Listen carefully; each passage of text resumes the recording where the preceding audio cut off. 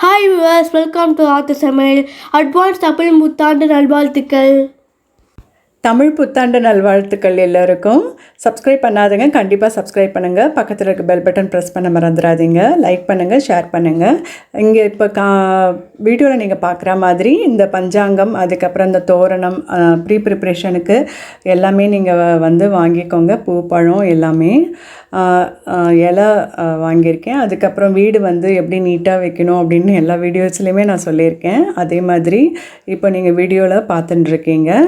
நீங்கள் முந்தின நாளே வந்து இந்த 3 பழம் நிறைய எல்லாருமே அது செலிப்ரேட் பண்ணணும்னு சொல்லிட்டு 3 வகையான பழம் வாங்குவாங்க இல்லையா, மா, பழா, வாழை அப்படின்னு சொல்லிட்டு, அதுவும் நீங்கள் வாங்கி வச்சு பூஜை பண்ணலாம்.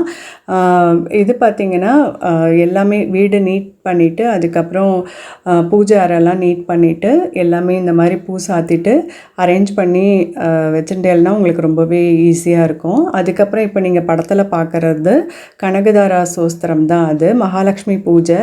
இது எப்படி போடணும் அப்படின்றத லிங்க்கு தெளிவாக வந்து நான் கீழே மகாலட்சுமி பூஜை அப்படின்னு சொல்லிட்டு லிங்க் கொடுத்துருக்கேன். அதில் டச் பண்ணி பாருங்கள். அதுக்கப்புறம் குபேர பூஜை பண்ணணும். அதுக்கு இப்போ இந்த வீடியோவில் பார்க்குற மாதிரி நீங்கள் அந்த ஸ்க்ரீன்ஷாட் எடுத்து வச்சு கூட நீங்கள் எழுதிக்கலாம். எழுதிட்டு காயின் நீங்கள் வந்து வச்சுட்டுணும். ஒரு காயின் வச்சுட்டு 108 காயின் நீங்கள் வச்சுட்டு, இந்த இருக்கு இல்லையா குபேர பூஜைன்னு போற்றின்னு இருக்கும், அது எல்லா பூஜா ஸ்டோர்ஸ்லேயும் கிடைக்கும். 108 தடவை அதை நீங்கள் அந்த காயின் சத்தம் விழுற மாதிரி போட்டு நீங்கள் பூஜை பண்ணணும்.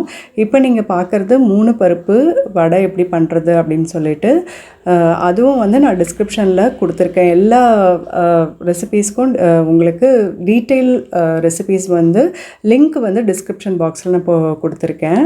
நீங்கள் தேவையான அளவு மாங்காய் எடுத்துட்டு, அதுக்கப்புறம் அதுக்கு ஸ்வீட்டும் நீங்கள் சேர்த்து குக்கர்லேயே ஒரு விசில் விட்டு எடுத்துடலாம். தாளிப்புக்கு இந்த மாதிரி காரம், அந்த வேப்பம்பூ இருக்கு இல்லையா, அதெல்லாம் தாளித்து விடணும். அதுக்கப்புறம் பார்த்திங்கன்னா பச்சரிசி, கொஞ்சம் பைத்தம்பருப்பு போட்டு நீங்கள் வெல்லம் போட்டு நீங்கள் பாயாசம் பண்ணலாம். அதுதான் இப்போ நீங்கள் வீடியோவில் பார்த்துட்டு இருக்கீங்க. ஸோ பால் பாயாசமும் பண்ணலாம்.